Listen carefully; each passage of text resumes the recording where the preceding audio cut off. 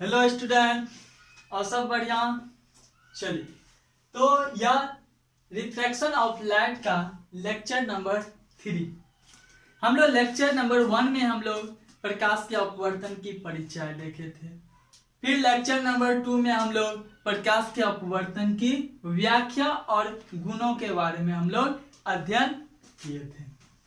चलिए, अब यहाँ पे प्रकाश के अपवर्तन में हम लोग विरल माध्यम और संघन माध्यम के बारे में बात करेंगे। यानी जब प्रकाश की किरण विरल माध्यम से संघन माध्यम में जाएगी या संघन माध्यम से विरल माध्यम में जाएगी तो क्या होगा। ठीक, चलिए इसको मिटा दिया जाए। चलिए, तो हम लोग किसके बारे में बात करेंगे? विरल और सघन माध्यम। इस लेक्चर में हम लोग विरल माध्यम और सघन माध्यम के बारे में पूरे डिटेल्स में पढ़ेंगे। ठीक, तो देखिए, आप ही बताइए कि अगर प्रकाश क्या होता था कि यह एक अपवर्तक सतह था, प्रकाश ऐसे आती थी, तो यहाँ पे एक आपतन बिंदु पर अभिलंब डालते थे, इसको जाना चाहिए ऐसे, या लेकिन ऐसे मुड़ जाती थी। यह भी हो सकता है कि इधर नहीं मुड़ के या इधर मुड़ जाए। इसी को समझने के लिए हम लोग दो माध्यम का यूज करेंगे, एक विरल माध्यम और यह संघन माध्यम। यह बार बार आपके सिलेबस में इस चैप्टर में यूज होता रहेगा। तो सबसे पहला पॉइंट इसमें हम लोग देखेंगे, जब प्रकाश की किरण विरल माध्यम से सघन माध्यम में जाएगी तो क्या होगा।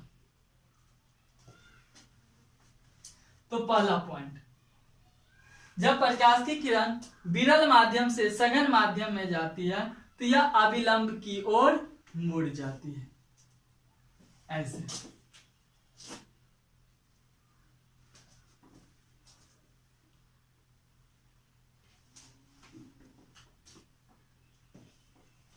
ऊपर वाला जो माध्यम है इसको बोल दिए विरल माध्यम,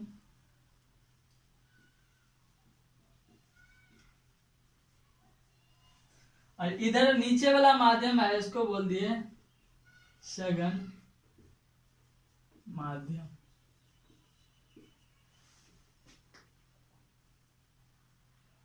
यह कैसा सतह है? अंतर सतह।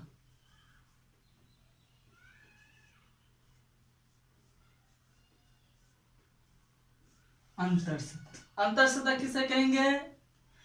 जहां से माध्यम बदलता हो, जिस सतह से माध्यम बदलता है इसको बोलेंगे अंतर सतह। प्रकाश की किरण ऐसे आई, तिरछी, ठीक है, विरल माध्यम में, और यहां पे अंतर सतह पे टकराई, यहां एक आपतन बिंदु बनाया ओ, और अंतर सतह पे हम लोग क्या करेंगे? एक अभिलंब डाल दिए।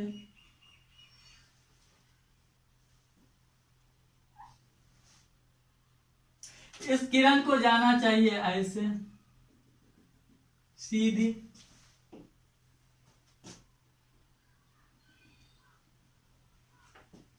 इसके बराबर लेंगे, इसके सीधे, सीधा नहीं हुआ, ऐसे सीधे। लेकिन अब यह डिसाइड करना है कि यह इधर मुड़ेगी अभिलंब की ओर या क्या है? अभिलंब। अब यह देखना है कि किरण अभिलंब की ओर मुड़ेगी या अभिलंब से दूर मुड़ेगी, इसका डिसाइड करना है। ठीक है, तो विरल माध्यम है। विरल माध्यम क्या होता था कि जिस माध्यम में प्रकाश का वेग अधिक होता है उसे हम लोग विरल माध्यम कहते थे, और जिस माध्यम में प्रकाश का वेग कम होता था उसे सघन माध्यम कहते हैं। तो अधिक प्रकाश का वेग जिस माध्यम में होता है और जिसमें कम होता है उसमें जो प्रकाश प्रवेश करती है तो अभिलंब की ओर मुड़ जाती है। अर्थात जब प्रकाश की किरण विरल माध्यम से संघन माध्यम में आती है तो वह किरण अभिलंब की ओर मुड़ जाती है। यह किरण अभिलंब की ओर मुड़ जाती है।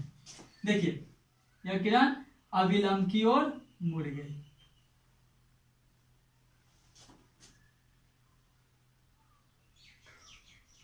ठीक, यह कौन किया बनेगा आई, यह क्या होगा आर। और दूसरा पॉइंट इसमें, दूसरा पॉइंट क्या होगा, जब प्रकाश की किरण विरल माध्यम से सघन माध्यम में आती है तो देखिए यहाँ पे आपतन कोण जो है यह अपवर्तन कोण से बड़ा है, यानी आपतन कोण आय है तो यह पूरा कोण आय होना चाहिए, या पूरा यहां से यहां तक का कोण। लेकिन इसमें क्या है, इसका छोटा सा कोण है, यानी यहां पर क्या होगा, जब प्रकाश किरण विरल माध्यम से सघन माध्यम में प्रवेश करेगी तो यहाँ पे आपतन कोण क्या होगा, बड़ा होगा, किससे, अपवर्तक कोण से। इस बात को समझिए। तो दो बात आया, जब प्रकाश की किरण विरल माध्यम से सघन माध्यम में प्रवेश करती है तो वह किरण अभिलंब की ओर मुड़ जाती है, और आपतन कोण बड़ा होता है अपवर्तक कोण से। इस बात को नोट कर लिया जाए। जब प्रकाश की किरण, जब प्रकाश किरण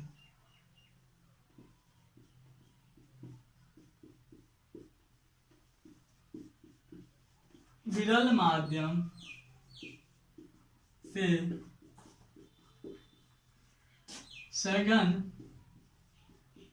प्रवेश करती है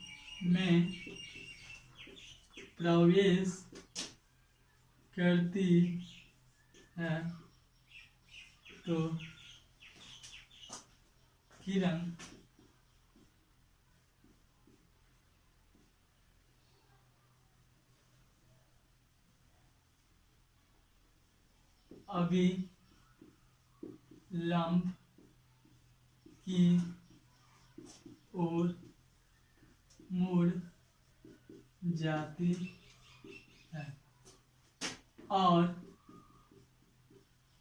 आपतन कोण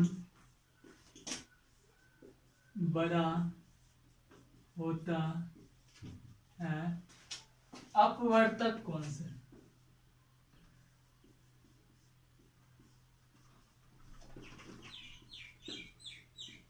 समझ गए बात। जब प्रकाश की किरण विरल माध्यम से सघन माध्यम में प्रवेश करेगी तो वह किरण अभिलंब की ओर मुड़ जाएगी, अभिलंब की ओर मुड़ जाएगी, और आपतन कोण बड़ा होगा अपवर्तन कोण से। यहां से ऑब्जेक्टिव क्वेश्चन बहुत अच्छा आएगा, ठीक ना। तो अब से ऑब्जेक्टिव कैसे पूछेगा, जब प्रकाश की किरण विरल माध्यम से सघन माध्यम में जाती है तो किरण आपको ऑप्शन देगा अभिलंब की ओर मुड़ जाती है, अभिलंब से दूर मुड़ जाती है, सीधे निकल जाती है, इनमें से कोई नहीं, तो आप क्या बोलेंगे, अभिलंब की ओर मुड़ जाती है, ठीक ना। चलिए, तो यह तो इसका पहला हुआ। दूसरा क्या होता है, जब प्रकाश की किरण सघन माध्यम से विरल माध्यम में प्रवेश करेगी तब क्या होगा।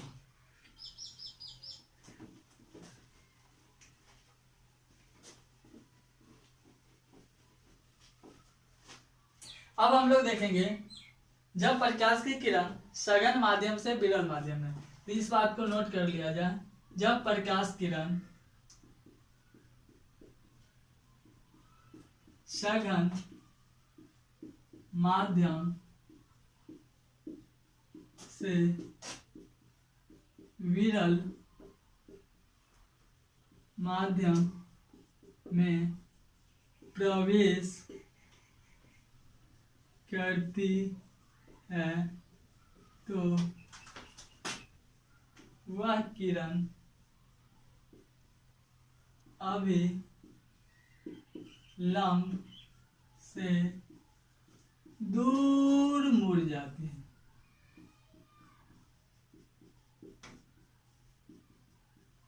और आपतन कोण अपवर्तन कोण से छोटा होता है।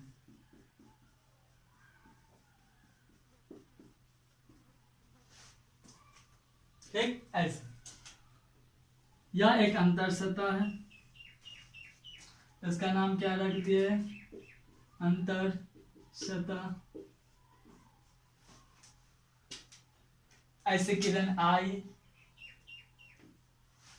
यहाँ पे टकराई आपतन बिंदु, इस पे हम लोग क्या डालेंगे, एक अभिलंब। किरण को जाना चाहिए ऐसे, लेकिन ऐसे नहीं जाके मुड़ जाएगी, कैसे, ऐसे।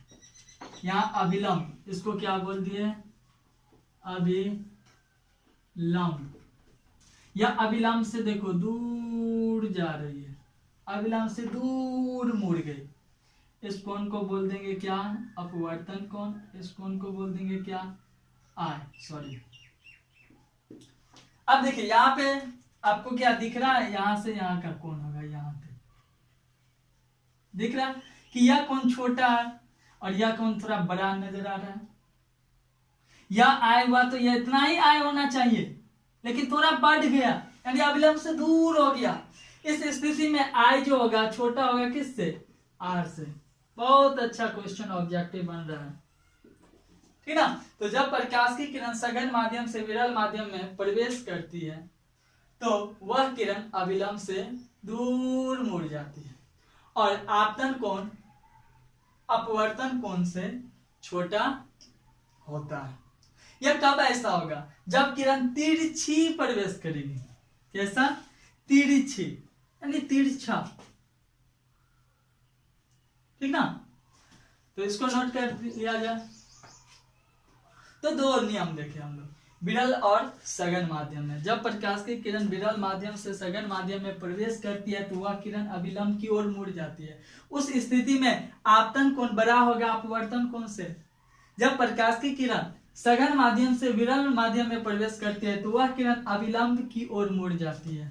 किरण मुड़ जाती है अभिलंब की ओर। इसको हम लोग इस माध्यम को क्या बोल दिए, सघन माध्यम।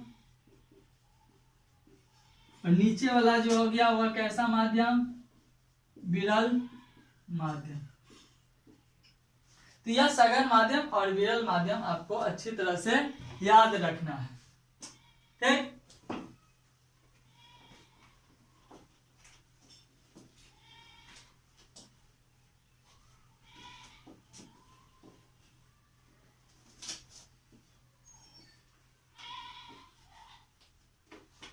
अब देखिए एक और है, जब प्रकाश की किरण चाहे वह सरल माध्यम सघन माध्यम हो या विरल माध्यम या माध्यम एक हो या माध्यम दो या अभिलंब आपतित होगी तो बिना विचलन के सीधे निकल जाएगी, बिना विचलन के सीधे निकल जाएगी। यानी यह हुआ कि अभिलंब आपतित किरण, अभिलंब आपतित किरण, अभिलंब आपतित किरण कैसे, देखिए यह बोल दिए माध्यम एक, यह बोल दिए माध्यम दो। अब यहां पे अभिलंब आपतित, अभिलंब मतलब क्या, यह अंतर सतह से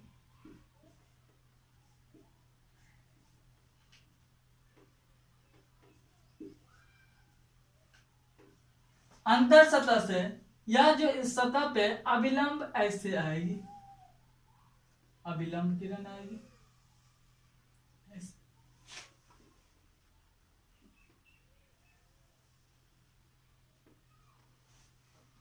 ऐसे आ रही है, या देखो अभिलंब यानी यह 90 डिग्री के साथ, यह सीधे ऐसे निकल जाएगी। यानी इसका मतलब यह हुआ जब प्रकाश की किरण अंतर सतह पर अभिलंब आपतित होती है तो यह बिना विचलन के सीधे निकल जाती है। उस स्थिति में आई आर बराबर होगा, किसके बराबर होगा, 0 के बराबर होगा।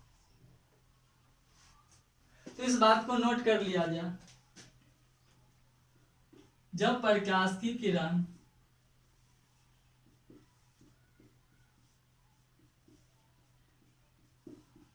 एक माध्यम से दूसरे माध्यम में अभिलंब आपतित होती है तो वह किरण बिना विचलन के सीधी निकल जाती है।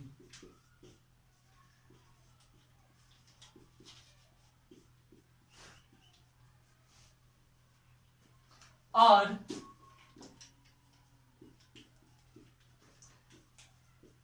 आपतन कोण